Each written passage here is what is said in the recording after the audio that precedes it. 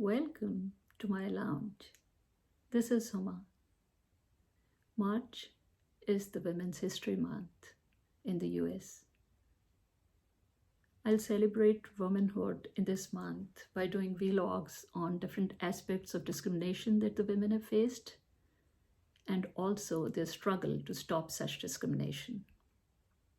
Being a Pakistani lawyer, I'll start with the discriminatory laws against the women of Pakistan, the history of such laws, and also the struggle to bring about a positive change.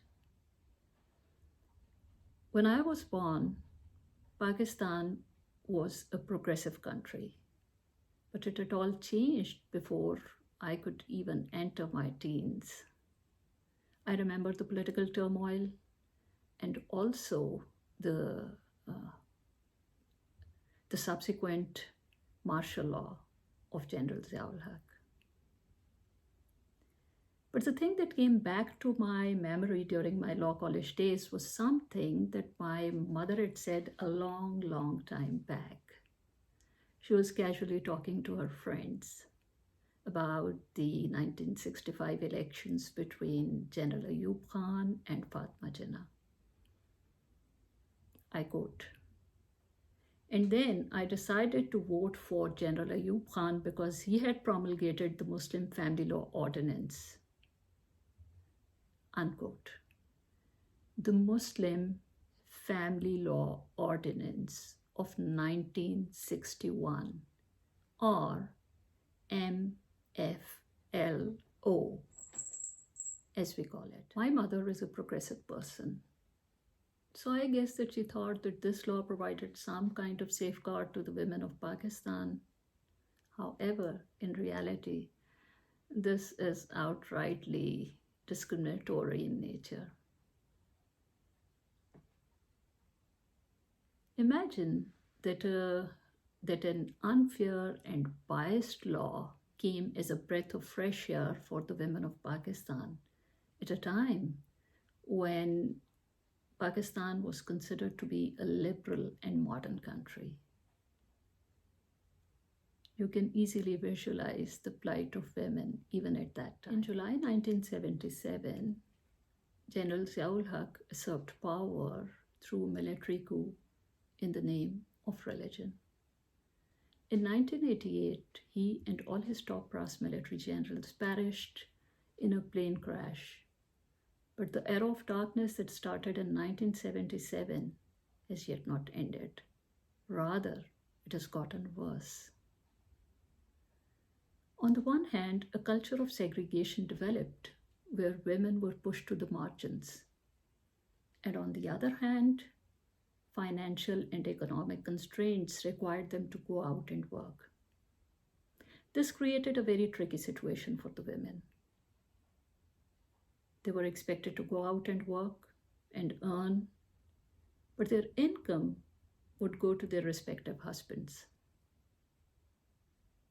They could go out and work with men, but they were not allowed to talk to them as much as possible. A friend of mine who happens to be a university professor is strictly forbidden by her husband to smile or laugh with her male colleagues. I also know of a few women judges who decide the fate of people in their courthouses, but who are not allowed to decide their own fate. They're not allowed to decide who they want to marry. In this scenario, it's not just the laws that are against them, but the social structure also isn't very favorable. In this episode, I'll only talk about the discriminatory family laws of Pakistan. However, this by no means is exhaustive. Muslim marriage is a civil contract, which is based on offer, acceptance, and consideration. In other words, a woman offers herself into marriage, the man accepts it, and the consideration is the dower amount that he either pays there and then or promises to pay later on. Very interestingly, in most of the cases, the dower amount is not equal to even a dime. Also, a Muslim man can have up to 4 wives at the same time, but a Muslim woman can have only one husband. Now coming to the Muslim Family Law Ordinance of 1961, or MFLO. This is the same law that made my mom vote for General Ayub Khan. This law is a half-hearted attempt to safeguard women against polygamy. Although polygamy is not rampant in Pakistan, even then no meaningful or concrete steps were taken to abolish it. Under this law, an arbitration council is formed. This arbitration council consists of the chairman of Union Council, who is an elected representative at the local level, and one representative each from the side of the man and the woman. Now, if the man wants to contract another marriage, he needs to get permission from this arbitration council. He'll have to mention the reasons for going for another marriage and whether or not he has sought permission from the existing wife or wives, as the case may be. So what if his existing wife or wives don't grant him permission? The law is silent about the issue, but the other sections of the law makes it clear that it will have no difference. A subsequent marriage will not be annulled. It will be a valid marriage. Also, having 4 wives simultaneously is the right of a Muslim man. And the Constitution of Pakistan prohibits making any law which is contrary to the injunctions of Islam. So there is no way that the Union Council won't give him permission to contract a subsequent marriage. All it can do is to bind him for maintaining his existing wife or wives. Under Sharia law, the man has the exclusive right of divorce. So he doesn't need to go to a court of law to enforce it. He can do it from anywhere, in writing or verbally. The Prime Minister of Pakistan, Imran Khan, divorced his second wife through a WhatsApp text message, and it was a valid divorce. On the other hand, if a woman wants to get out of a marital relationship, she needs to go to a court of law. The man can also delegate his right of divorce to anyone. His father, his brother, his friend, or whosoever he wants to. Under MFLO, the woman can ask the man to grant that right of divorce to her as a prenuptial clause. But this right is not absolute. There has to be some condition attached to it.